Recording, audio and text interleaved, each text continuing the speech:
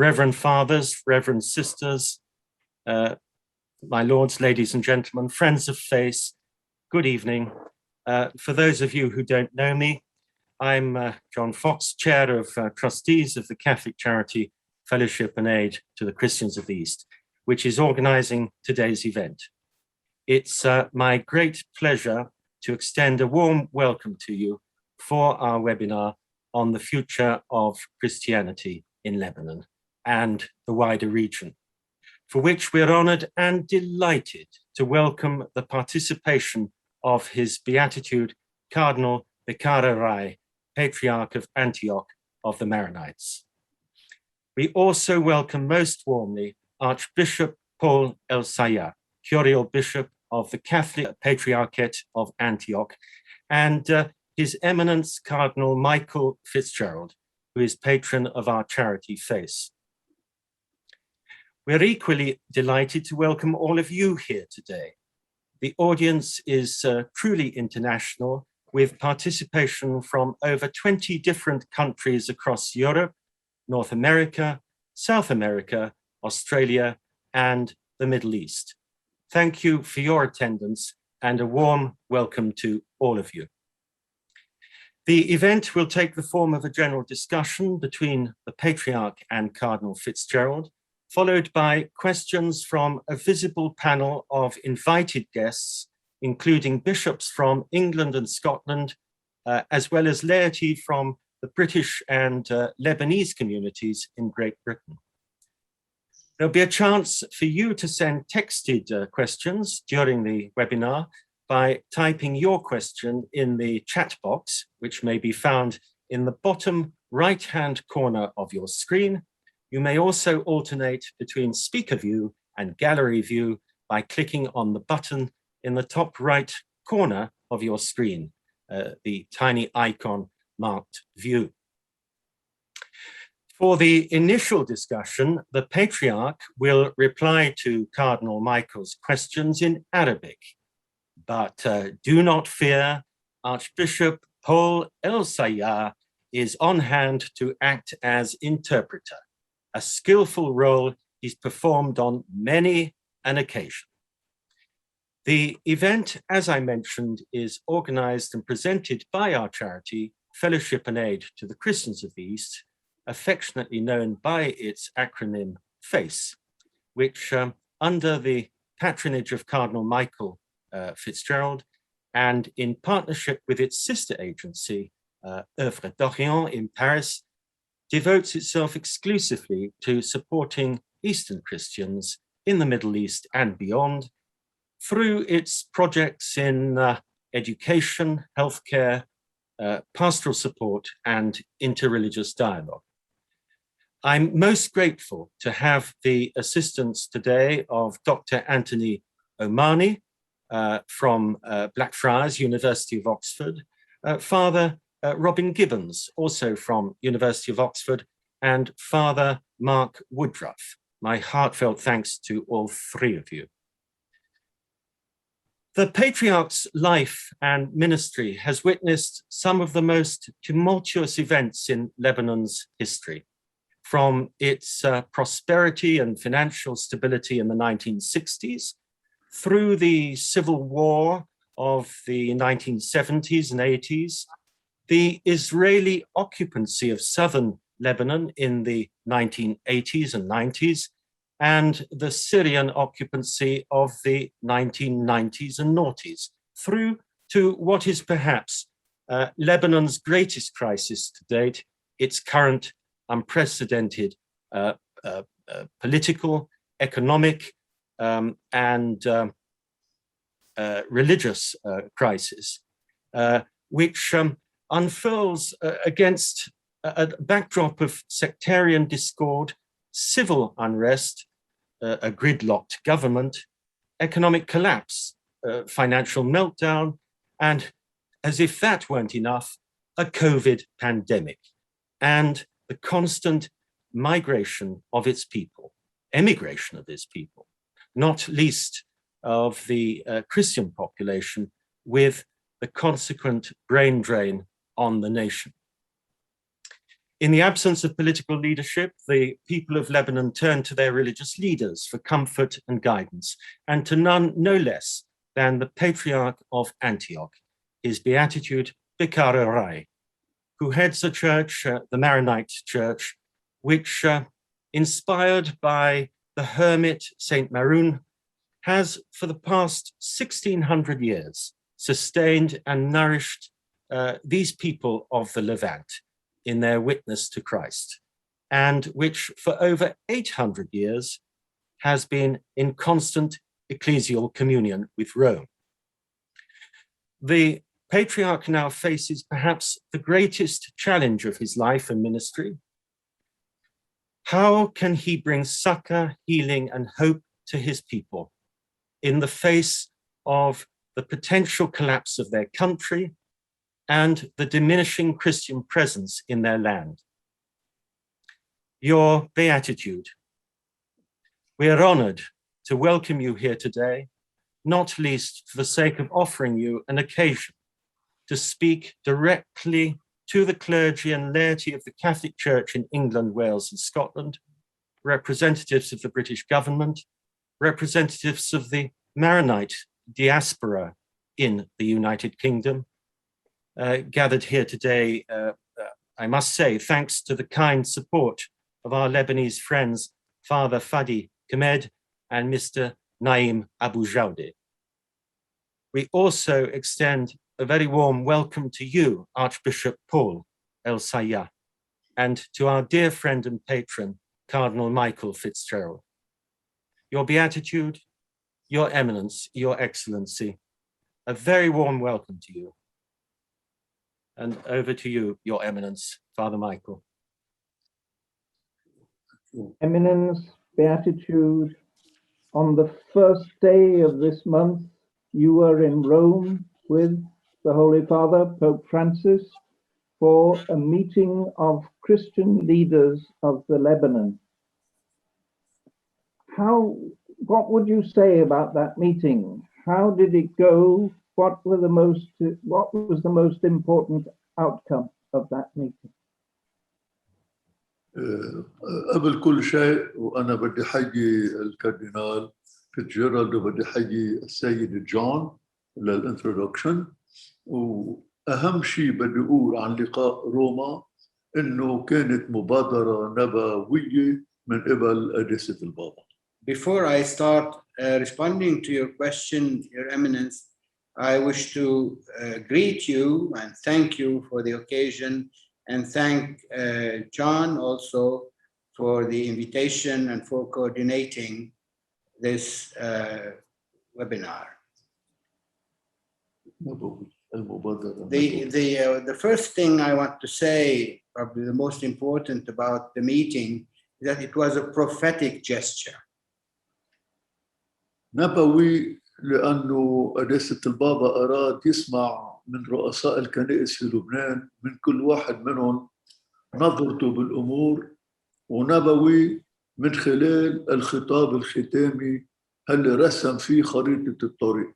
Prophetic first because His Holiness wanted to listen to each and every one of the leaders of the Christian communities in Lebanon about their outlook, their perception of the situation, and prophetic secondly through the last address that His Holiness gave the assembly at the end of the service. نحن رجعنا من روما وبالقلب في فرح ورجاء كبيرين.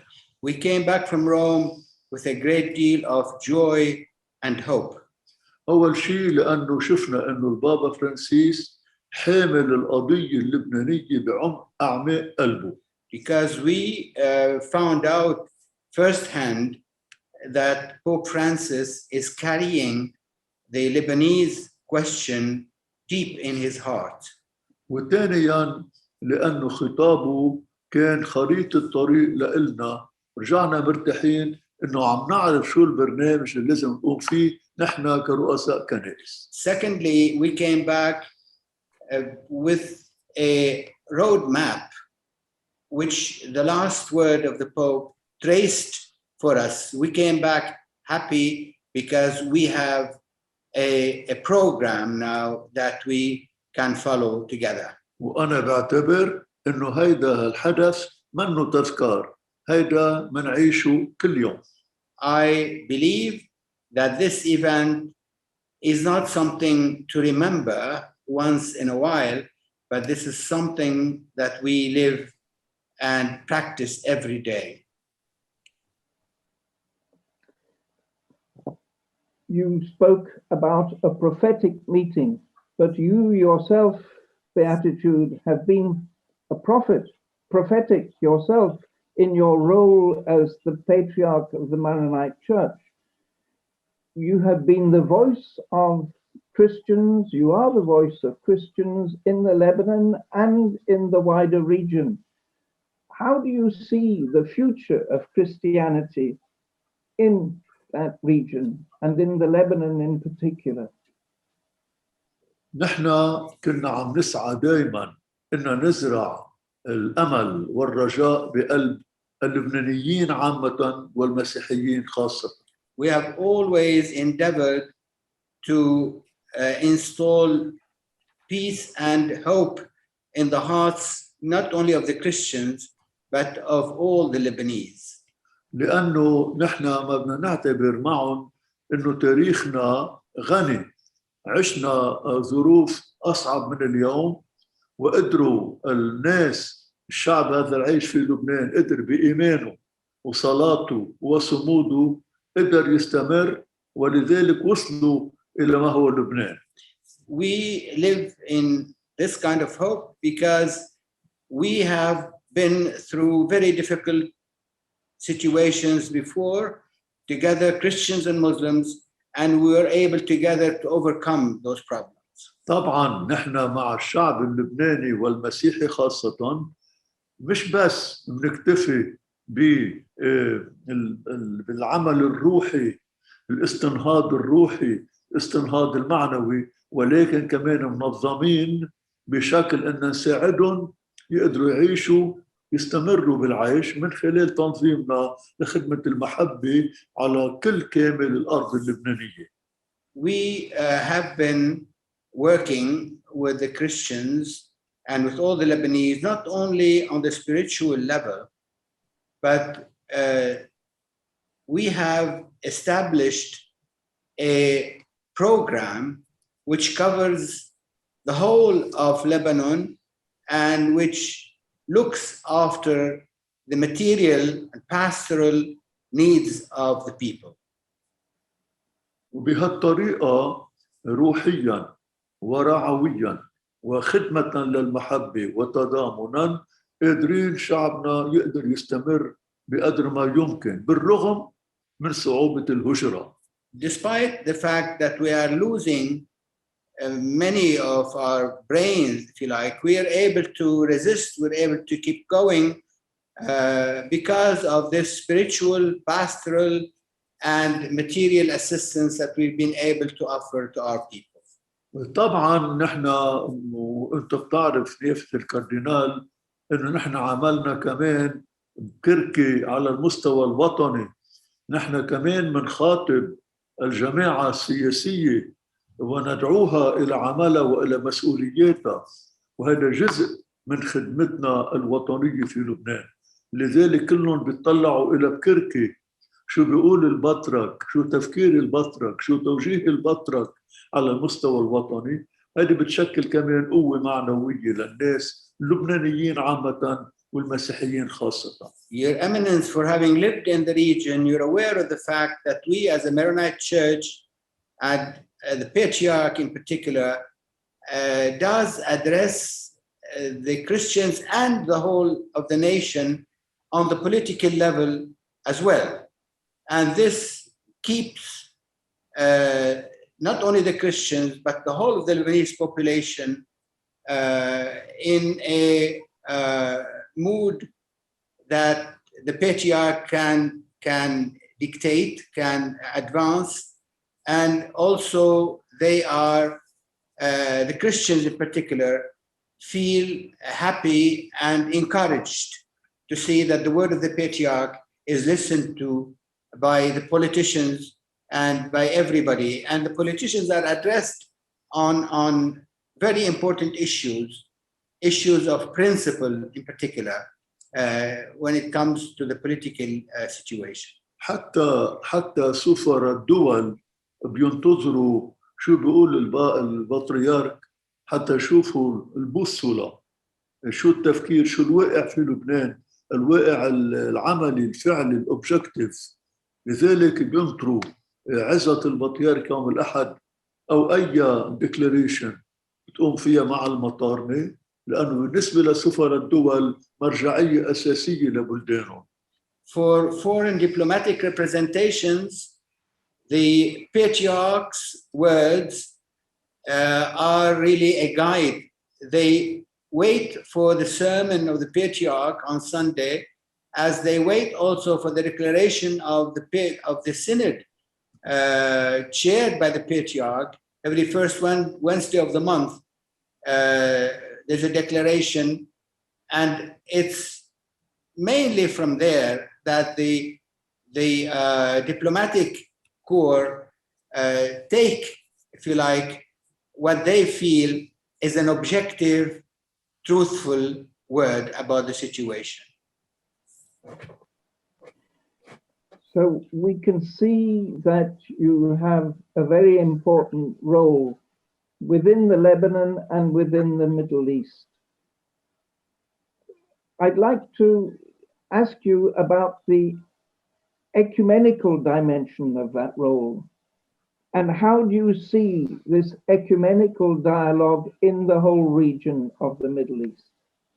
نحن بلبنان وعلى كل حال نيفتك الكاردينال انت بتعرف انه في لبنان في عدة كنائس كنا متمثلين في روما، كنائس كاثوليكية أرثوذكسية بروتستانتية، ونحن بنشكل على المستوى الشرق الأوسط مجلس الكنائس الشرق الأوسط. ولما بنجتمع عادة لما بنجتمع كبطاركة الشرق الكاثوليك في دائما يوم نلتقى فيه مع كل رؤساء الكنائس الأرثوذكسية. يعني بدي جاوب بقول نحن عم نعيش فعلا عائلة وحدة على مستوى المسكونة. Your Eminence, you're aware of the situation yourself, and you know that here we Catholics and Protestants and all denominations, we live as a family of churches. First, through the Middle East Council of Churches, which is made up of 4 families: the Evangelical family, the Oriental Orthodox family, the Eastern Orthodox family, and the Catholic family. Now, through the council, we are together and we act together, we reflect together, and we project the same image to the outside world. And also, there's another manifestation where ecumenism has its place, and that's in our meeting as Catholic Patriarchs of the East.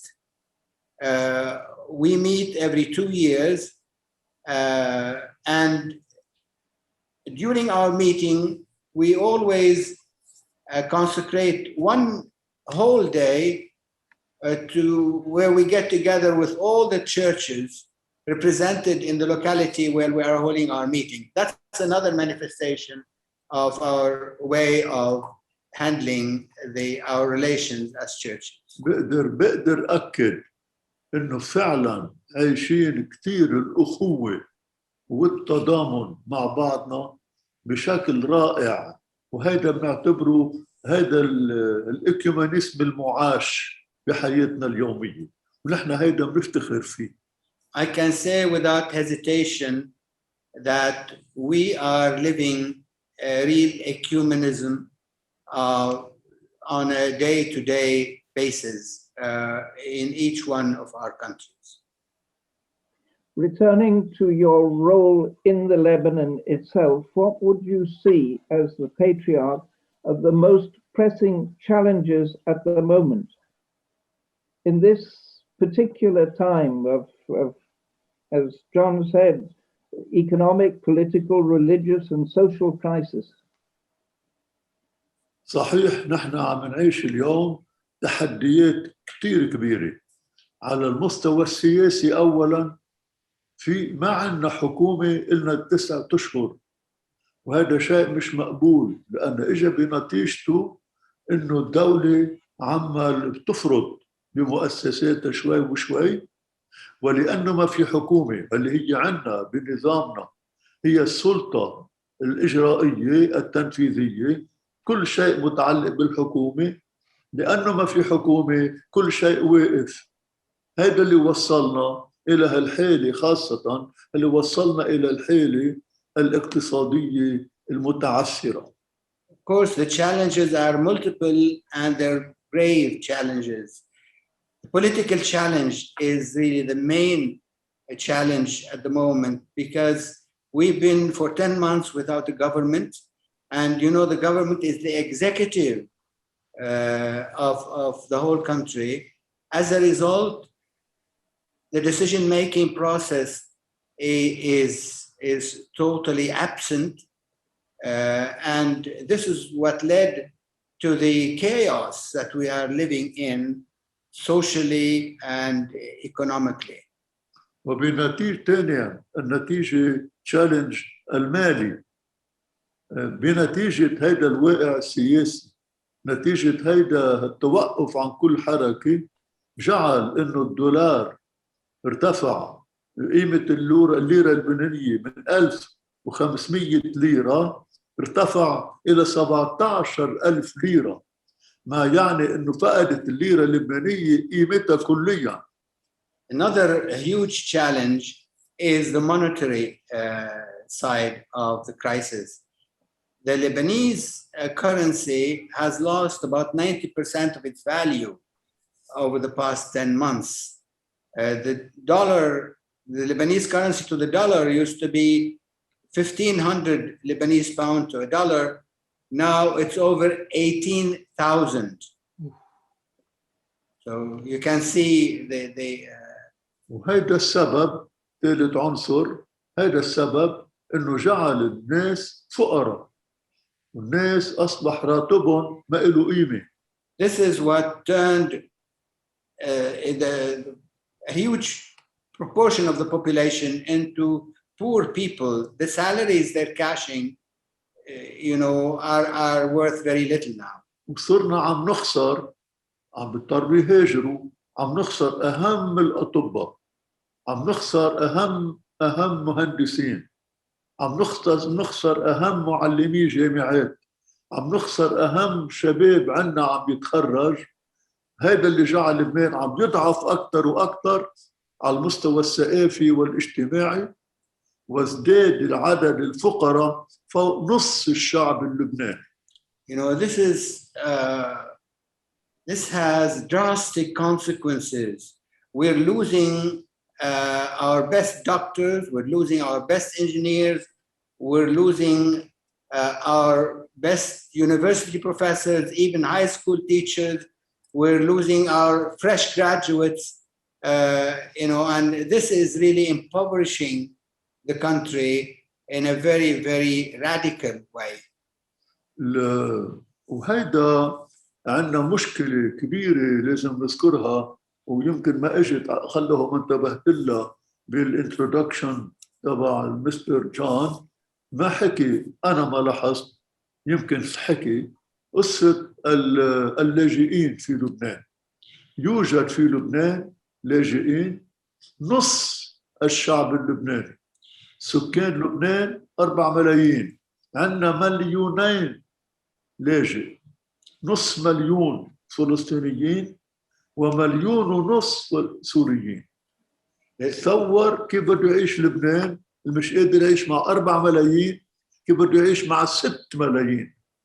There's a question that, John, you did not really touch on. At least I didn't think you did. That's the question of the refugees. In Lebanon, Lebanon is a country of about 4 million inhabitants. we have over and above 500,000 Palestinians who've been here since 48.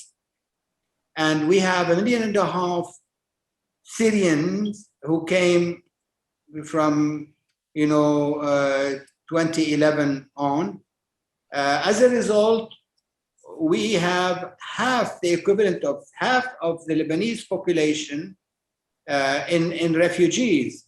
Instead of 4 million, we have now 6 million, and 2 of the 6 million are non-Lebanese. And of course, they're adding to the needs of the country, the economy, and the education. We have at least 400,000 Syrian, children to educate that our schools are trying to cope with. So all that's a huge, big problem also that has added to our difficult situation in Lebanon. كيف ممكن الدولة اللبنانية بدها تأمن ل2 مليون عمل وسكن وعيش وتطبيب ومستشفى وتعليم مثل ما ذكر الأرشبيشوف سيار. عم تشوف كيف لبنان يعني بده يحمل هالعبء اللي ما له علاقة فيه، لا له علاقة بالقضية الفلسطينية أصلاً ولا له علاقة بالحرب في سوريا، بده يحمل هالنتائج. شو بده يبقى من لبنان؟ هيدا المشكلة الكبيرة بضمير البشرية. You see, you have to realize that Lebanon, dilapidated as it is, has to provide work for 2 million people, has to provide work, housing, living, education, hospitals, and free medical care, to all those people. So you can imagine the burden that the Lebanese state has to cope with. خلينا نضيف كمان the political challenge. النظام اللبناني السياسي قائم على الديموغرافي، يعني بيعتبر انه مسلمين ومسيحيين متساويين بالعدد ولذلك بيشاركوا بالمساواة بالحكم والإدارة. Let me just point out on the political level the importance of the demography in Lebanon. Lebanon, is created to deal with Christians and Muslims on equal basis. Half of the country is supposed to be Christian and half Muslim. And the refugees, at least 90% of them are Muslims. 99%, Sunni Muslim. all of them, His Eminence is saying, are Sunni Muslims. You can see the problem that this will create. There will be no balance. The whole of the way of life of the Lebanese state, the whole of the specificity of the Lebanese situation is really gone berserk that way. وعندك challenge of security. اليوم بكل أسف يعني موجودين على أرضنا ولكن الاعتداءات على الناس، السرقات، القتل، صاروا اللبنانيين يخافوا يطلعوا من بيتهم، ما بيعرفوا إذا فيهم يرجعوا. هي كلها نتائج ما بيقدر لبنان يكفي بهذا الشكل تحت نظر الأسرة الدولية اللي ما عم تعمل شيء إلا تساعدهم بلبنان، خليها تساعدهم بأرضهم بسوريا. Another big challenge is the security. Those people are living in misery, and the amount of crime and all sorts of problems are created because those people are living in very, very difficult circumstances, and they're subject also to being hired by any organization that wishes to harm Lebanon or create, trouble in the country. So how can you imagine Lebanon having to cope with all those problems caused by 2 million refugees in the country. خليني ولو تمديت بالجواب قول شو الحل؟ Let me take a bit of time, even if I'm taking time on this question, to propose the solution. بالنسبة للفلسطينيين هل عمل بينتظروا الحل السياسي بالدولتين وعودتهم إلى أرضهم؟ هيدا خلص بدنا نشيله من البيت لأنه غير ممكن. For the Palestinians, the problem is over because Israel refuses to have a two-state solution, which may allow them to go. Now that's out of the question. نحن عم نقول لا بدهم يبقوا عايشين بهالشكل الميزيرابل بالكامبس ويكونوا مكان حتى يستغل لكل الحركات العنفية والأصولية مثل داعش وغيرها. يعني مثل هودي بدنا نسميهم مثل مشاتل for the recruitment. Why should the world pay blind eye to this situation and expose those people to being once again used by terrorism and other organizations, for their own purpose? Now, instead of leaving them as they are in their misery, the world has to find a way to give them a better life. يعني هالجماعة لازم الأسرة الدولية تعطي مجال يقدروا يروحوا بهالعالم يلاقوا مكان بهالعالم بالجلوب ترستر واسع. The world is wide. Why doesn't the world allow them to go wherever they wish to go? Oh, there are only 500,000 people. No. وبالنسبة للسوريين السوريين لازم يرجعوا إلى أرضهم لأنه في مناطق كتير بسوريا آمنة وفي كتير سوريين بعدهم بسوريا قرايبهم وأهلهم وهاللي موجودين بلبنان بيروحوا وبيجوا إلى سوريا. ما بيكفي إنه تضم الأسرة الدولية تقول لا مش لازم يروحوا إلى سوريا لأنه في خطر. لا ما في خطر. مين اللي إجا وشاف إنه في خطر؟ بس ليه لبنان بده يحمل كل الخطر يعني يرجعوا إلى سوريا ما بدنا شيء. هيدا بلدهم والمساعدات اللي عم تجيهم من الأمم المتحدة بدل ما تدفع لهم بلبنان تدفع لهم ببيتهم بسوريا. The solution for the Syrian refugees is that you should go back to their country. By the way, Syria is 20 times bigger than Lebanon, and the areas that are peaceful in Syria are huge, and people can very well go back, and they are actually going back and forth, and instead of helping them here in Lebanon, they could very well be living in their own country and being helped there.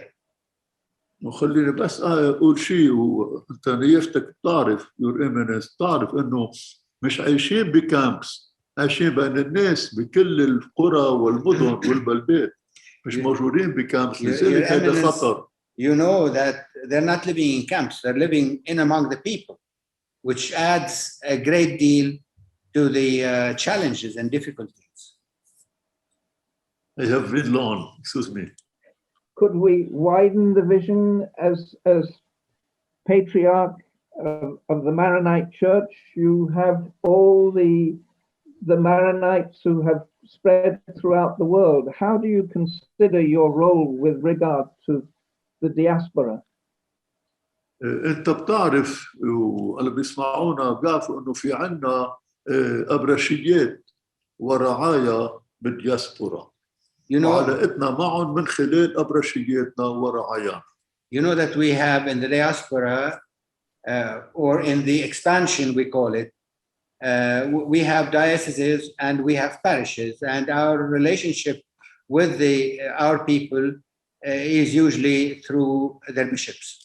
والدياسبورا شعبنا اللي برا كتير عمل بيساعد أهلهم في لبنان وهذا شيء كتير مهم لأنه لو ما كانوا عم بيساعدوهم كانوا ماتوا الجوع. تقريبا بكل البلدان الموجودين فيها، خاصة بأمريكا وكندا وأستراليا خاصة، عم بيساعدوا أهلهم في لبنان على كل المستويات، وهذا عم بيساعدهم تضموا عايشين.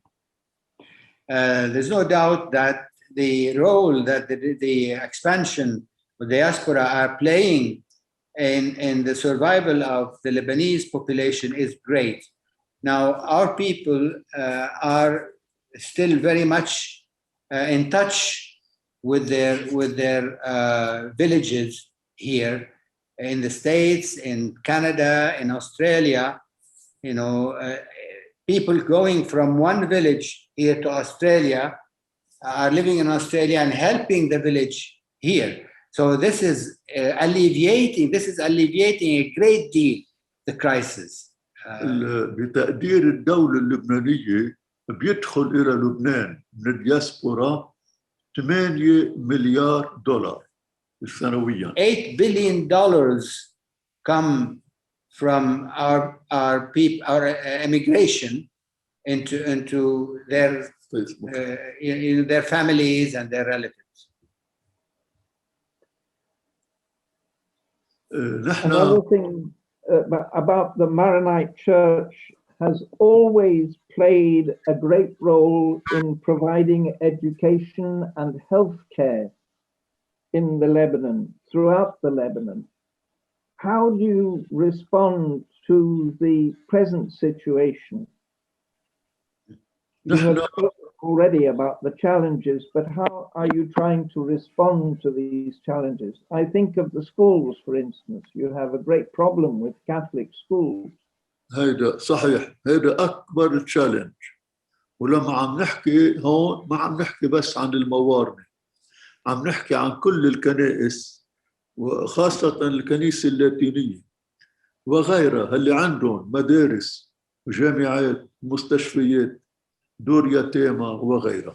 هون بدي أحكي عن المسيحيين مش بس عن الموارنة. The education and the healthcare, that's our biggest challenge ultimately. And here I'm not talking about the Maronites. I'm talking about all the Christians in Lebanon who have schools. Many of the religious orders are Latin right, you know, and they are running some of the best private schools. So that is a huge, big problem for us, not only as Maronites, but as Christians. على كل حال الجامعة الكاثوليكية، الجامعات الكاثوليكية، المدارس الكاثوليكية، المستشفيات الكاثوليكية، دور اليتامى الكاثوليكية والمؤسسات الاجتماعية الكاثوليكية موجودة اليوم بأزمة خانقة. Now we have to admit that our universities, our schools, our hospitals, our social institutions are going through a huge, big crisis. في عنا 4 أسباب أساسية. السبب الأول كوفيد 19 اللي عطل ووقف كل هالأمور، كان له تأثيره الكبير على إمكانية running of this institution. Well, we have various reasons why this situation has worsened so much. First, COVID-19, which has stopped the usual day-to-day work machine. اللي جعل الأهالي يقولوا المدرسة واقفة ولو علموا أونلاين، الجامعة واقفة ولو علمت أونلاين، ما عادوا يدفعوا أقساطهم المدرسية والجامعية، والمؤسسات بدأت تدفع الأجور. See, the parents, of course, were not working either because their children were not going to school. Actually, they were learning online. Same thing in the universities, but they were not paying the fees to the schools or to the universities. والمدارس والجامعات بدأت تدفع الأجور. Of course, the schools have to pay salaries and the universities. ثالث سبب هو devaluation of the lira, Lebanese lira. مثل ما قلنا سقطت من الدولار 1500 ليرة أصبح 17,000. إذن أجور أصبحت قيمتها زغرت، فجعل أنه هجرة الأدمغة والمعلمين والأطباء والمهندسين. هذا فقر المؤسسات الكاثوليكية اللي ذكرناها. Another problem which has impoverished our schools and our universities and our hospitals is the devaluation of the currency. People wanted to look for living elsewhere, and our people, I can tell you, they're very well trained, and they're welcome in many places in the world. And this, of course, has impoverished further our educational setting. رابع سبب كمان كبير هو انه معظم المستشفيات ما عندها عقود مع الدولة، يعني الجيش بيدخل، اللي عندهم ضمان اجتماعي بيدخلوا، لكن الدولة مسؤولة انها تدفع. في مدارس مجانية، في المياتم المجانية، في دور اللي هن ذوي الحاجات الخاصة ارتباطاتهم مع الدولة ما بتدفع 3 سنين 4 سنين سنتين ما بتدفع متوجبات عليها، وكيف بدها تقوم هالمؤسسات؟ هون المشكلة الكبيرة، منها عم بتسكر، منها عمال بتسرح الأساتذة، منها مثل ما قلنا بيضطروا هن يسافروا تلاقوا مجال للعيش. Now, in the Lebanese system, private hospitals and some private schools and social institutions are subsidized. In other words, somebody can come into the hospital and the government will eventually pay if the person, the patient cannot pay. مش كل الناس. It's not everybody. There is a quota, you know, of patients are taken, we say, on the account of the government. The army and the internal security people and our social institutions, the government is bankrupt. They cannot pay. And of course, as a result, the institutions, some of them have to close down, some of them have to, let go of their staff and so on and so forth. This really makes the situation much, much worse. خامس سبب والأخير هو ما بيعود عندهم بالمستشفيات خاصة ما عندهم الماتيريال medical material. واليوم مع الكوفيد 19 رجع زاد هلا من جديد مع دلتا، المستشفيات ما عندهم بقى ماتيريال حتى يستقبلوا المرضى بنتيجة هالأمور، لأنه ما بقى فيهم يدفعوا الماتيريال، لأنه صار قوي وعالي بالدولار، وبدنا ندفع بالدولار وبنقبض باللبناني. Problem, the last thing, His Eminence wants to mention is that the fact that the hospitals can't even buy now the equipment and the medication because they have to pay in dollar and they are cashing in Lebanese pound. So the situation is unbearable that way. أنا بدي استفيد من هاللقاء الليلي توجه نداء لأي حدا بده يريد يساعد، لازم نساعد المستشفيات والجامعات والمدارس، لأنه لبنان مستواه العلمي الرفيع معروف بالعالم كله، هو لأنه بالقطاع الخاص، من المدرسة الخاصة ومن الجامعة الخاصة، مش مثل بقية الدول. يمكن عندكم المدرسة العادية البابليك سكول أو بابليك يونيفرسيتي عادية، عندنا لا، المستوى العلمي الرفيع هو بالبرايفت انستتيوشنز. لذلك نحن إذا خسرنا البرايفت انستتيوشنز بكون خسرنا كل شيء، بكون لبنان سقط كليا. So let me make this appeal. Whoever wants to help our universities, hospitals, schools, this is where the need is really, because those private institutions make the standard of education in Lebanon a very high standard. And if that standard is lowered, I mean, the whole of the country will be in a very, very difficult state. لحد أمس القريب كانوا العرب يقولوا، وخاصة العرب عامة، لبنان مستشفانا، لبنان جامعتنا، لبنان مدرستنا، لبنان مصرفنا، لبنان مكان سياحتنا. هيدا صار مش موجود. Well, up to very recently, the Arabs used to say, Lebanon is our hospital, our university, our school, our bank, and Lebanon is the place where we can go and relax. Unfortunately, this is no longer the case. I'd like to turn over, Eminence, to Chairman John Fox to ask the last question about what faith can do.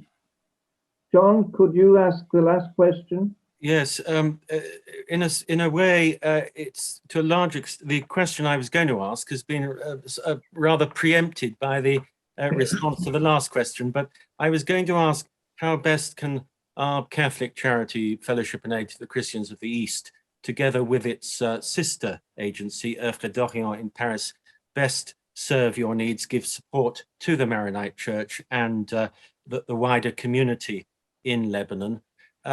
I think, as you know, Œuvre d'Orient has so many projects in Lebanon. When we come to look at them, we're spoiled for choice, and it's sometimes difficult to know which ones we prioritize. For example, if we can only choose one school project, do we go for a primary school or a secondary school? Or do we prioritize hospital equipment? Perhaps you could, in terms of education, clearly it's very important that group from aged 5 to 14 at least gets some schooling. But we're often presented with very good projects in secondary education and further education and technical training.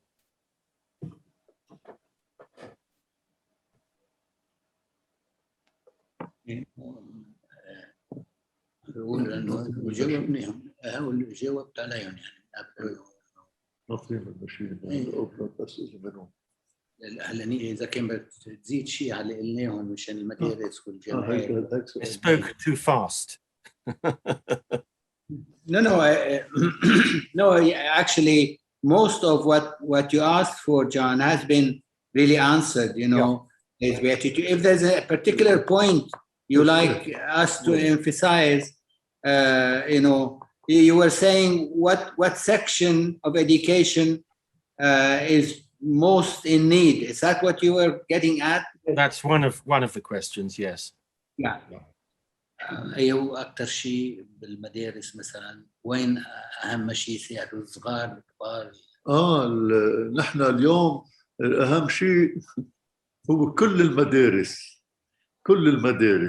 مش طبعا بين المدارس في كمان المدارس اللي هي بالجبل اللي هن الأهالي كمان فقراء، لكن كل المدارس بحاجة لأنه الأهل صاروا كلهم فقراء. يعني لازم ندعم المدرسة تقدر المدرسة تخفف من الأقساط عن الأهالي. إذا بيجي مساعدات بيكون مشكورين.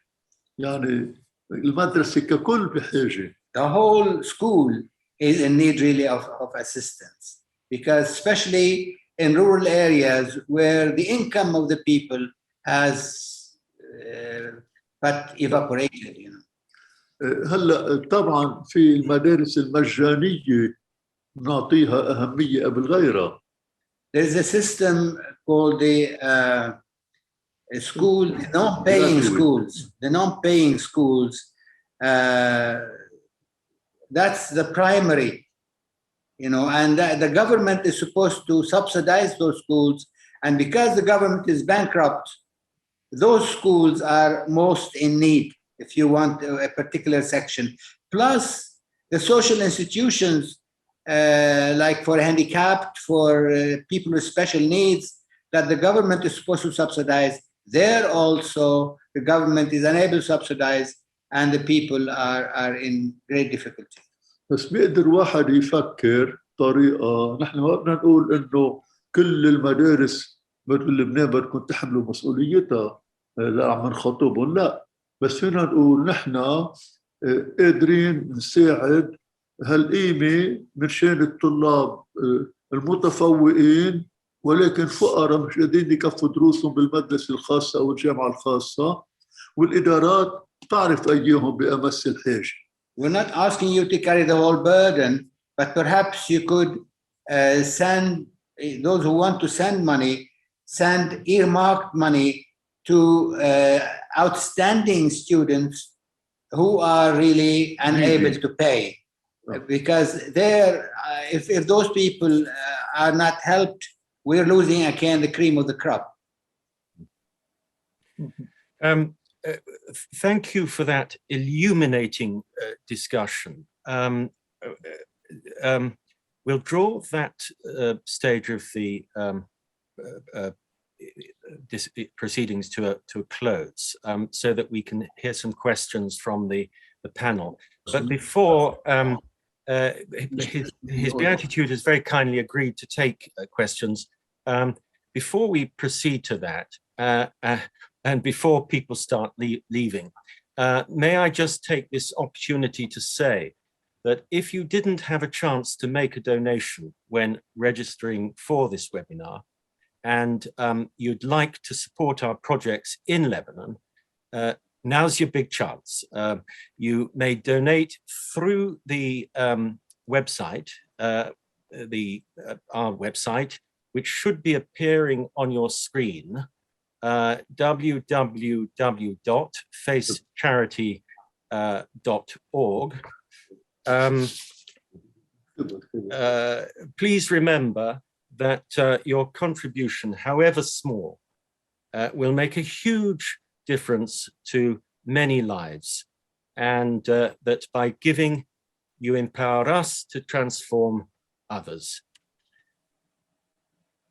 Now, we turn to questions. Would anyone on the panel like to address a question?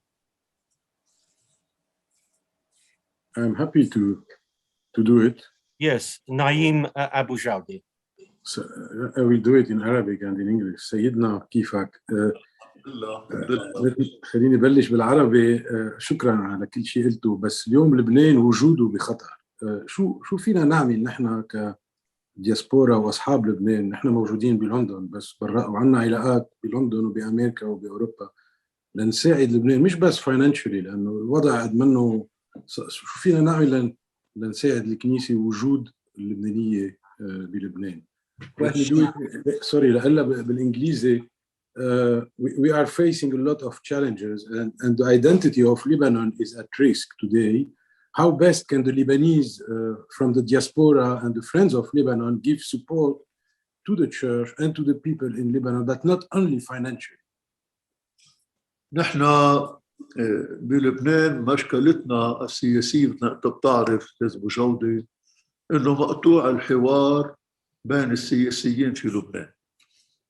Our main problem in the political sphere is that people are simply not talking to each other. لا بالبرلمان ولا بالحكومة في حوار. Parliament, and there's no dialogue there. In the government, there's no government anyway to dialogue. But even the caretaking government is not communicating. وكانوا يقولوا بكل أسف النقاط الخلافية ما بنحكي فيها. They used to say questions that are critical, we just sweep them under the carpet. ضموا يأجلوها تنفجر الوضع. We kept sweeping those things under the carpet and the whole carpet blew up. وحاليا ما في ديالوج، ما في حوار بين أي فئة من بين بعضنا تنحل موضوع الحكومة. We're unable to solve the problem of the government because they're simply not talking to each other. لذلك أنا طلبت وبعدنا عم بطلب وهون دور الدياسبورا تدعمنا باللوبيين إنه الأسرة الدولية تعمل International Conference on Lebanon انطلاقا مش هيك مفتوحة انطلاقا من تنفيذ القرارات المجلس الأمن بعد ما تنفذت مثل 1559 1680 1701 وكلها مرتبطة بسيادة لبنان ولم الأسلحة ويكون الدولة مسؤولة عن الأرض ثم قضية تطبيق اتفاق الطائف اللي لم يطبق بكل نصوصه هودي نقاط خلافية هيدا اللي جعل إنه بالكونستيتيوشن بيختلفوا على كل مادة من المواد نحن عم نقول بما إنه مقطوع الحوار International Conference on Lebanon يقدروا يقولوا يا أخي تعوا لبنان عم بيموت وشعبه عم بيموت ما فيكم تبقوا هيك. Because the Lebanese people are unable to talk to each other to solve those problems, we are asking the international community to hold an international conference on Lebanon to discuss precisely those problems that we are putting before them. We have resolutions that have never been implemented, 1559, 1680, 1701, things that have to do with security, with arms, and also things that were decided in the Taif agreement that were never implemented. Now, what we are asking you people in the expansion outside is to lobby for that particular international conference to deal with those problems that we cannot deal with internally. وأنا بدي طمنك لما نحن بنحكي مع السفراء اللي بيشرفونا على بكركي كلهم بيقولوا نحن موافقين معكم وهذا ضروري إنه يصير. But let me make it clear that the diplomatic corps in Lebanon who come and visit us regularly, they all say yes, this international conference would be a good thing for Lebanon. حتى صار في اتصال مع أمين عام الأمم المتحدة السيد أنطونيو غوتيريس حول هذا الموضوع وهو بيشجع عليه. Secretary Guterres also encourages this, and I think he called Your Eminence, didn't he? The secretary called the Patriarch to tell him, look, we are behind you on this particular proposition. There may be other questions, Eminence. So, Can you, John, are there other questions? I'm just, can you, yes, from Catherine Peppenster. Catherine, Yes, over to you. Although I think Father Patrick Kelly had one before me. Okay, Father Archbishop Kelly. Sorry, Archbishop Kelly. Yes, Archbishop Kelly. Your Grace, would you like to speak? It's an observation of encouragement. Running through this has been almost a theme of moving from one culture to another. And I often remind myself, I'm a diaspora person. My father came from Ireland to England for economic reasons, and I had to create, if you like, a new life, and a very delicate life. And one of the features of where I've served as bishop, it's a bit unique that partly like Bishop John's part of England, it has fewer Irish people than many parts. And that gives enough attention even within the church that are we Irish Catholics or English Catholics? And how do we relate to issues of state when we have an established church, which I've been talking earlier today with an Anglican bishop? Very delicate questions. But then just one other thing as an encouragement, in the city where I'm serving Archbishop Liverpool, there's a remarkable street called Hope Street. In it, there's a statue of my predecessor and the Anglican bishop erected by the city to honor them because when the city was falling apart, they gave the message better together. And they offered hope in a political, very dark situation. These are very difficult judgments when the church becomes very strongly politically engaged, but sometimes it is our calling. Thank you. Catherine. Thank you, John. I just wanted to ask his Beatitude. When he was first speaking, he mentioned the visit to Pope Francis and said that Pope Francis gave the leaders who went to see him from the Lebanon a roadmap, that he traced it for them and that they had a program to follow together. But I wasn't quite clear what that roadmap consisted of. I wondered if you could just outline that a little more. أي بروجرام؟ I should. أوكي. بخطاب قداسة البابا In the speech of the Pope, إذا قريناه بدون ما يكون منظمه هيك بنلاقي إنه في نداءات appeals أولاً للي ماسكين بالسلطة. well, we have, if we read the speech of the Pope, you notice maybe it's not organized as I'm going to say it, but they are various appeals ultimately. And the first appeal is to politicians. بيقول لهم إنه أنتم ما فيكم تسعوا إلى خيركم الشخصي على حساب الخير العام. أنتم موجودين للخير العام. He tells the politicians, look, you're there not for your own interests, you're there to serve the people. وهون صاب العلام مضبوط. He was really on target there. ثانياً وجه نداء إلى اللبنانيين. The second appeal is to the Lebanese at large. بيقول لهم يا لبنانيين أنتم عندكم تاريخ وتاريخكم مليان بصمودكم مرقتوا بظروف صعبة كفوا طريقكم وما تخافوا انظروا بجذوركم التاريخية. He tells the Lebanese at large, remember your history, you've been through difficult times and you have come out of those times, you have a history, you have qualities that you should go back to, and through those qualities you will again get out of this difficult situation you are in. لا تخافوا ولا تيأسوا. Don't be afraid and don't get discouraged. كمان نداء إلى الشباب. Young people now. بيقول لهم يا شباب طلعوا بالأرز شوفوا الأرز عندكم أغصانه العالية فلأنه جذوره عميقة. أنتوا ما تخافوا الجذور العميقة عندكم بساعدكم حتى ترتفعوا مثل الأغصان الأرز اللي هو رمز بلدكم. To the young people he said, look at the cedar tree, which is the symbol of your country. The cedar tree has deep roots, and it's thanks to the deep roots that the branches can spread and go higher and higher. وبدي لكم يا شباب إنه بعد الليل في الفجر. And I want to tell you, young people, that after the night there is the dawn.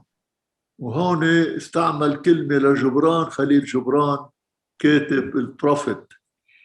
He quoted Khalil Gibran, the author of the prophet.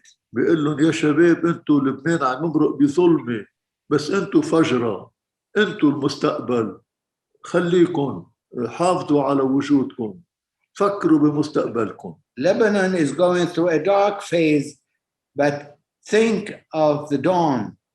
That's the darkness. You have to go through the darkness in order to reach the dawn. وجه النداء إلى الإخوة المسلمين وبغير الطوائف غير الأديان وبيقول لهم نحن منريد كمسيحيين واستعمل هون نحن منريد نحافظ على عيشنا المشترك وعلى تفاعلنا الثقافي حتى نبني ثقافة وطنية وحدة لبنانية. To the non-Christians, the Muslims and the others, he said, we Christians, he put himself in inside the appeal. You know, we as Christians, we wish to live with you. We wish to build a country with you. We wish to keep our dialogue and our growth together. نداء إلى النساء وبيقول لهم عندكم مثال سيدة لبنان، أنتم أم الحياة، أنتم مربيات الحياة، حافظوا على وجودكم ودوركم، وأنتم لازم تكونوا موجودين بأماكن القرار في الدولة اللبنانية. He made an appeal to the women. He said, you are givers of life, and you should be, more of you should be in the decision-making process so that you may impact the situation in a greater way. 6 نداء إلى اللبنانيين بالدياسبورا expansion، قال لهم كافوا مساعدتكم، حطوا قدراتكم لمساعدة شعبكم في لبنان. He appealed also to the expansion to tell them, you are helping your country of origin, keep doing it and do more of it now, that because the country needs you more. وآخر شيء، آخر نداء إلى الأسرة الدولية، وبيقول لهم ما تخلوا لبنان رهينة، حرروا لبنان، أعطوا لبنان الإمكانية حتى يحقق ذاته، ما إلكم حق إنكم تجعلوا رهينة لحدا. The last appeal is to the international community. And he says to the international community, you cannot leave Lebanon alone in such a difficult situation, because Lebanon is taken hostage by other countries. You should help him to free himself and grow the way Lebanon itself wants to grow. هلا نحن شو دورنا رؤساء الكنائس؟ بناخذ هالبرنامج هالنداءات وبنشتغل عليها مع كل فئة من الفئات. Our role as heads of communities is to take those appeals and try to implement each and every one of them with the people concerned. وأول شغلة عملتها شخصياً، رحت قابلت أمس رئيس الجمهورية، حطيته بالجو وقلت له نحن دورنا ككنسيين بهذا البرنامج، أنتم دوركم كسياسيين ببرنامجكم، لأن كل واحد منا عنده دور بهالنداءات. I started doing this work yesterday. I visited the President of the Republic and told him, we as clergy have a role to play, but you politicians have a role to play, and let each one of us, go about the business he should be working on. واليوم بالذات عملت جلسة طويلة مع الأبوستوليك نونسيو، حتى حطينا خطة كيف فينا نشتغل سوا نطبق هالبرنامج اللي وضعه قداسة البابا. Today I had a long meeting with the Apostolic Nuncio in Lebanon, and we also together established some kind of a program that we shall work on together. طبعا بهاليومين بده يصير في لقاء مع كل هاللي شاركوا بروما بلقاء روما، وعم نفكر نعمل summit religious summit بيننا وبين المسلمين. In the immediate future, we shall be coming together, all of us who went to Rome, to discuss this program, and we hope and we will be working on organizing a summit with the Muslim leaders. Religious leaders, of course. Thank you. Thank you very much. Thank you. Any other questions from the panel? In the absence of now, Bishop Declan is in the attendees audience. Has he texted any questions, Bishop John Arnold? Not to me, no. No. Is there anything, as chair of CAFOD, I know Christine Allen is in the attendees, so she doesn't have access to asking any questions. would you wish to ask any questions on behalf of CAFOD or Bishops' Conference? Yeah, as trustee of CAF, I was actually on my way to the Lebanon as the first lockdown was announced, and I got as far as London to transfer flights and had to cancel. So I was very disappointed because I was looking forward to seeing the work of our partners in Lebanon, which I believe is going on well, despite the lack of communication that we've been able to have in these times. But I think that we would want to endorse that sense of partnership, and certainly I would applaud all that Pope Francis says in terms of hope, that we find the dawn after the dark. But there are colossal problems to be faced, and we must be united and collaborating with the priority of needs in the Lebanon. Thank you.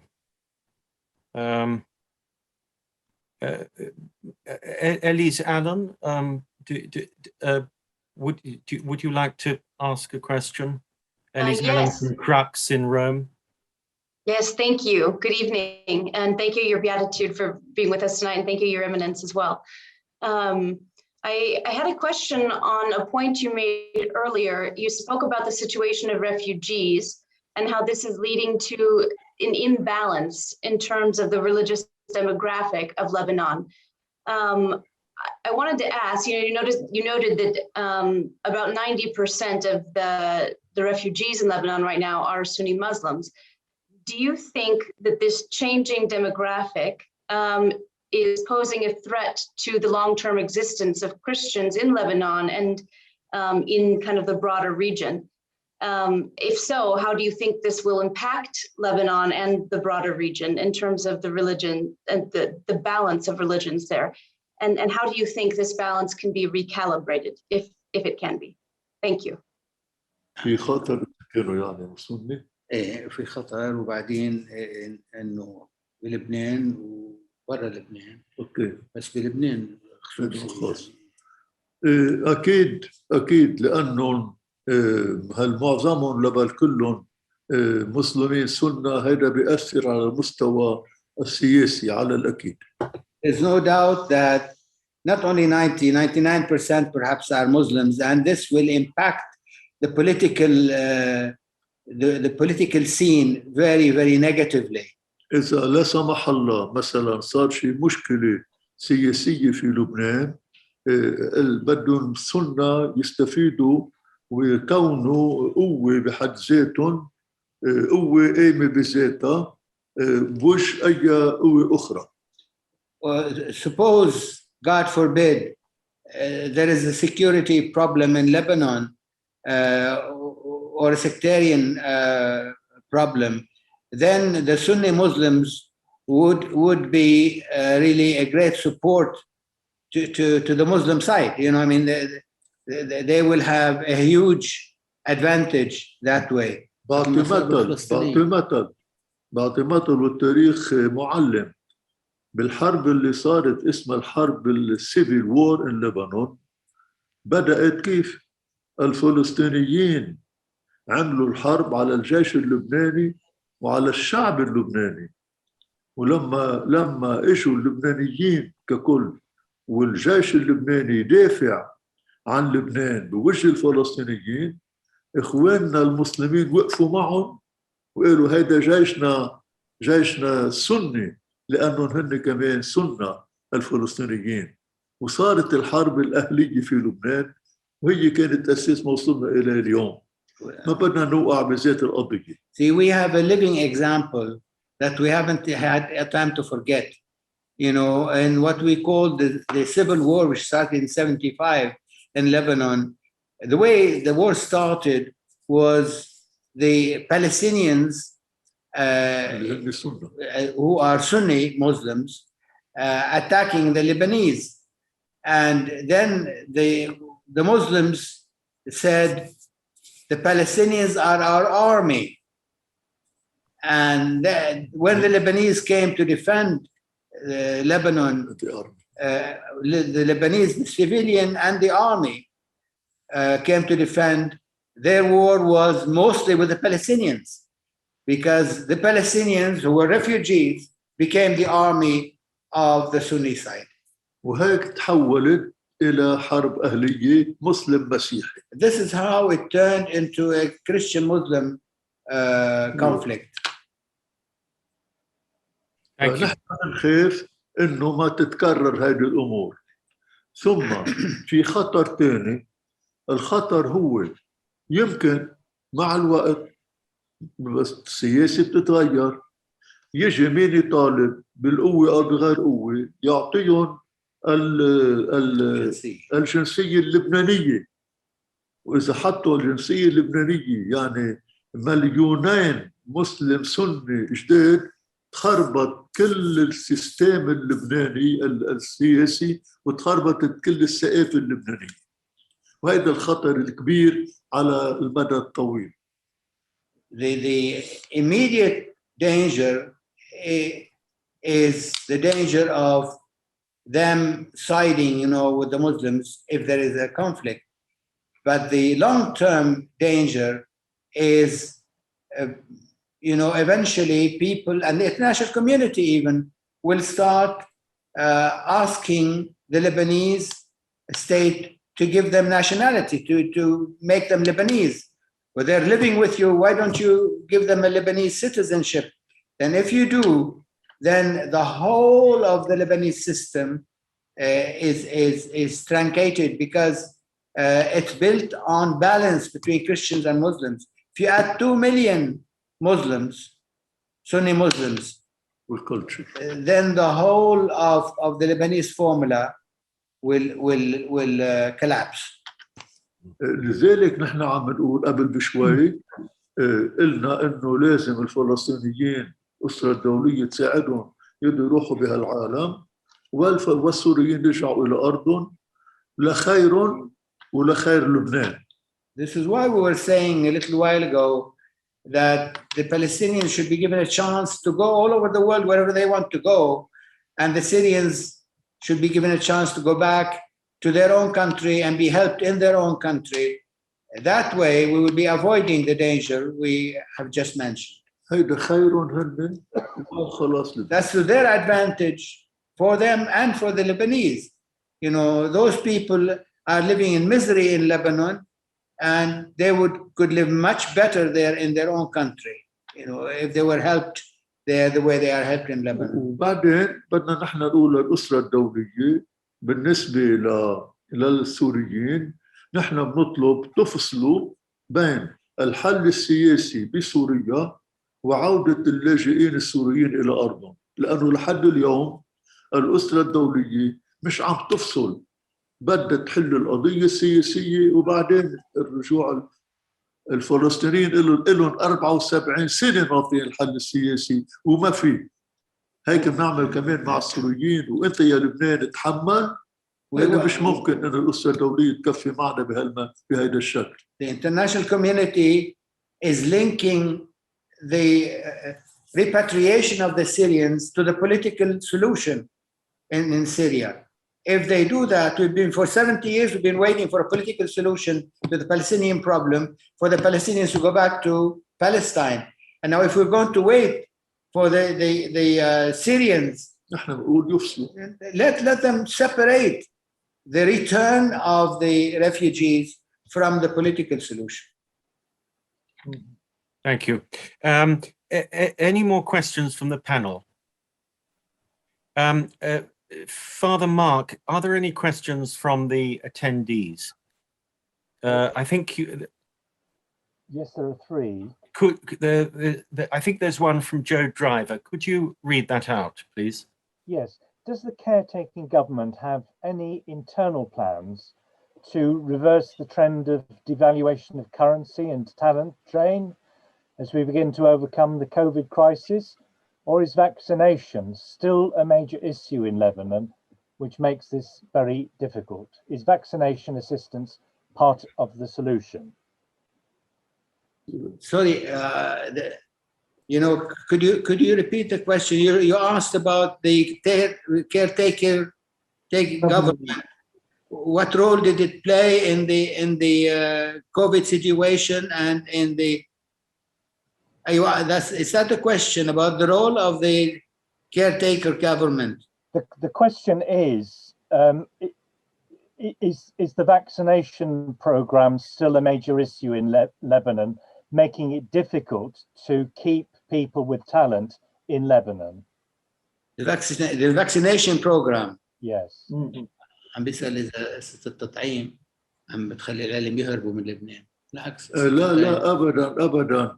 الناس عمال بيطعموا وعم بيطالبوا حتى بعد ما وصل لهم التطعيم بيقدروا يوصلوا عليه. مش بهذا السبب أبدا عم تدخل لبنان. عم تدخل لبنان بسبب الأزمة المعيشية وعدم وجود فرص عمل. Those who are leaving Lebanon because of the economic situation and the work situation. It's not because of the vaccination. The vaccination program is working out very well, comparatively speaking. And there was a question from Nahed Abu Zaid asking, Your Eminence talked about sowing hope and confidence for the future. Do you not agree that hope needs productive projects to ease people off unemployment and improve living standards? And secondly, he asks, corruption and fraud is currently one of Lebanon's big ills. The church is a large stakeholder, he says, in the financial system. Why have we not heard any words weighing down upon calls for international criminal investigation from the church to hold the perpetrators into account? What is the dynamic there? بقول إنه لازم يكون في شريعة للشغل، بس الشغل الثاني اللي حكي عنها قصة الفساد. ليش مش عم نقدر نحفف قصة الفساد؟ أولاً قصة الكوربشن مرتبطة كتير بالواقع السياسي. يوم هاللي ما بكون عم نألف حكومة يعني معناها عم نترك مجال للكوربشن إنه توسع أكثر وأكثر بكل أسف. هالنوع من الممارسة السياسية عند السياسيين في لبنان هي العمل بتزيد الكوربشن بكل أسف، والشعب مش قادر يعمل شيء إلا منطلع إلى القضاء. The political behavior is really behind this impossibility, if you like, of trying to break through the corruption network. You know, there's no government, there's no decision, and the politicians are happy the way things are because they have a free way, you know, in their behavior. خليني أقول شيء مؤسف، يعني مؤسف كتير إنه السياسيين اللي داخلين بالكوربشن بيغطوا بعضهم لدرجة إنه في نوع من structure، نوع من هيكلية فساد حاميينه، وما يعني بنقول نحن بالعربي حاميها حراميها، يعني هاللي بيحميها هو عمال بيسرقها. The corruption has been part of the system, really. Most of them are corrupt and they support each other, they cover each other. There's a Lebanese saying, excuse me, you see, the guardians are the thieves. So when the guardians are the thieves, you know, you don't have a chance. هلا شو المستقبل؟ المستقبل بنقول نحن نتطلع إلى وجوه جديدة، إلى أشخاص نضاف يصالوا إلى مكان القرار في لبنان. لذلك نحن بندعم الثورة اللي قامت فيها الشبيبة والشعب، ثورة من كل الجهات في لبنان. نحن بندعمها، بنباركها، بنساعدها، وبنقول لهم لازم توصلوا إلى مكان القرار وتكونوا نضاف. انتوا عندكم ثورة بوجه الكوربشن، اوعى تكونوا بكرة انتوا كوربتد. نحن بدنا اياكم ناس نضاف عم نشتغل على هالموضوع a long term. The way out is to encourage a new political breed, really. And this is what we're trying to do. We have supported the so-called revolution, and we are urging those young people, and not so young sometimes, to really keep going and to try to reach the decision-making process, and especially when they reach that level, not to become corrupt themselves. نحن بكل أسف يعني بلبنان من بعد الطائف اجريمنت سنة 89 هل نقل السلطة التنفيذية من رئيس الجمهورية إلى الحكومة مجتمعة، هيدا أضعف البلاد. ما في عنا بلبنان سلطة سياسية تحسم، ما في. The problem really in Lebanon is that we don't have a political power that has a decision-making capacity. There's nobody who will make the decision at the end. After the Taif agreement, the decision, they say, they transferred the decision-making capacity from the president to the government in session. You know, the whole of the government together decides. We end up nobody deciding, you know, when you have so many people having to decide. وهيدي المشكلة في لبنان إنه هيدا السبب فلت. This is why corruption إنه راجل. Because nobody is able to decide, or you know, corruption is rampant. وهيدي نقطة أساسية بالانترناشونال كونفرنس اون لبنان، إنه يا بلد ما في سلطة تقرر نهائيا ما بيمشي البلد، يعني بيصير في anarchy. Because there is no person or institution clearly that will make the final decision. You know, the country will never pick up, and this is what we are asking the international community to hold that conference and help with that. في مثل فرنسي بيقول Eminence, vous savez, quand le chat est absent, les rats dansent.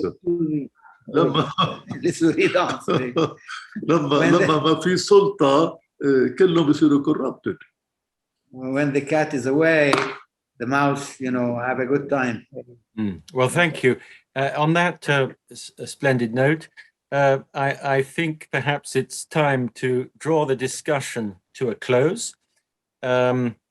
Your Beatitude, Your Eminence, Your Excellency, on behalf of our charity FACE, I thank you for a most illuminating and revelatory discussion. It's quite evident that the Christian presence in Lebanon was a vital source of stability in your country and the wider region, and has continually sustained a culture of plurality. Clearly, a weakening of the Christian presence in Lebanon due to emigration, as well as the immigration of the refugees, Muslim refugees, risks destroying the internal equilibrium and the reality of Lebanon itself, as well as jeopardizing the Christian presence in the wider region. It's imperative that the country maintains its unique identity and social fabric, not least to ensure a pluralistic, tolerant and diversified Lebanon, in which the Christian community can make its proper contribution to that country and the wider region, and not be reduced to a minority in need of protection. Your Beatitude. Please be assured of our solidarity with you in these cataclysmic times for Lebanon, of our prayers for you and your people, and of the continuation of our charitable support to your projects. Thank you. We pray that the legacy of Pope Francis's day of prayer and reflection for Lebanon, which took place last week, will offer solidarity, comfort, and hope to your people. And that the land of the Cedars will once again become a place of rich diversity, encounter, and peaceful coexistence. Your Beatitude. Thank you. Thank you for all the blessings that you bring to this world. May Saint George, patron saint of Beirut, and also patron saint of our country, England, Yes. may Saint George protect you, your ministry, and your people Thank you. in these hard and challenging times. Finally, ladies and gentlemen, Reverend Fathers present, we thank you for your support today. And once again, on your behalf, I offer our deepest appreciation to His Beatitude, Bechara, to Cardinal Michael Fitzgerald, and to dear Archbishop Paul El Sayah.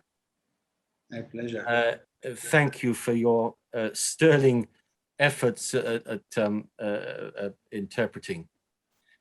Your Beatitude, to round off this occasion, it would be most gratifying if you could give us a blessing in Arabic. Okay. Can I add something before the blessing? Please do. Yes, yes. He's Yes, asking about something before the blessing. yes, please do, yes. لأنه بين الأسئلة كان في سؤال مش بس عن المسيحيين في لبنان ولكن بالشرق الأوسط. There was a question among the questions on Christians, not only in Lebanon, but in the Middle East as well. وما جاوبنا عليه. And we didn't really reply to it.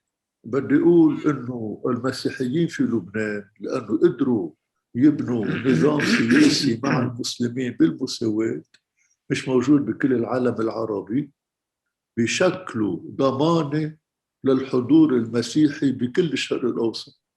Because the Christians of Lebanon were able to build a unique system of co-living with the Muslims, this system that they built in Lebanon gives a great deal of courage and hope to the Christians in the Middle East at large. لذلك حماية المسيحيين في لبنان هو حماية المسيحيين ببلدان الشرق الأوسط.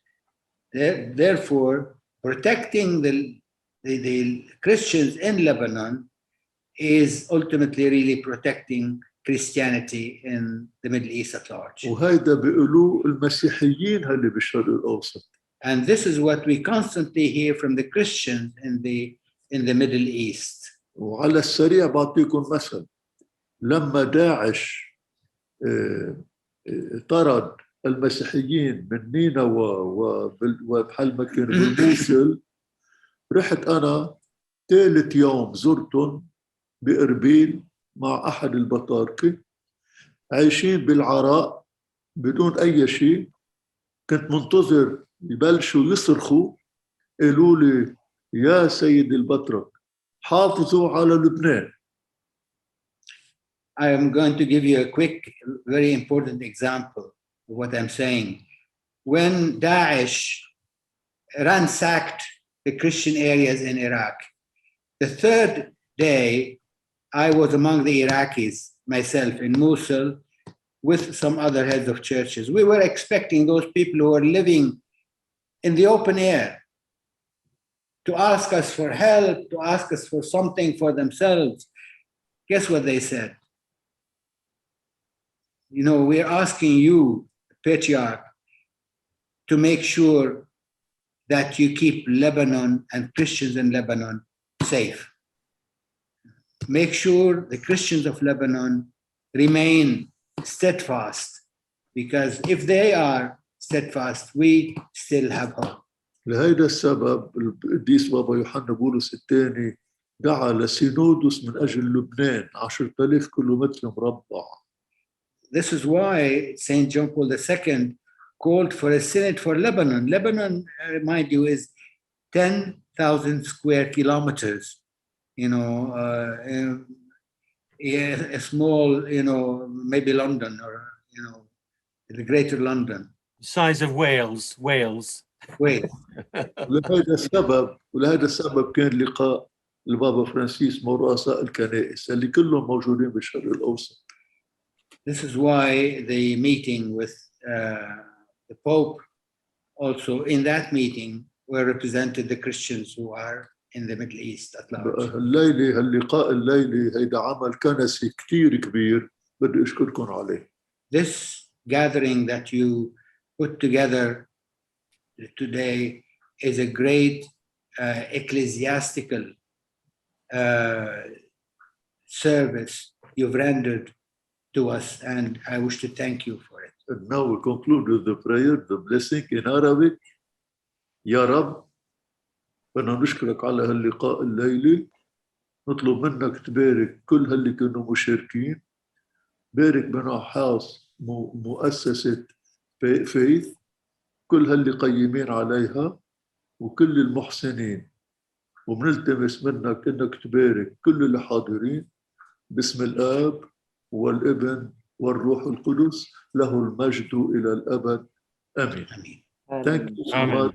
Thank you. Thank you. Thank you. Goodbye. Amen. Goodbye. Your Eminence. Bye. France, Bye. vous êtes invité au Liban, vous êtes notre invité. Cherchez de trouver le temps que vous voulez. Merci, mais c'est pas possible pour le moment. Et maintenant, vous avez la responsabilité du service de la charité. Venez voir ce que nous sommes en train de faire. D'accord.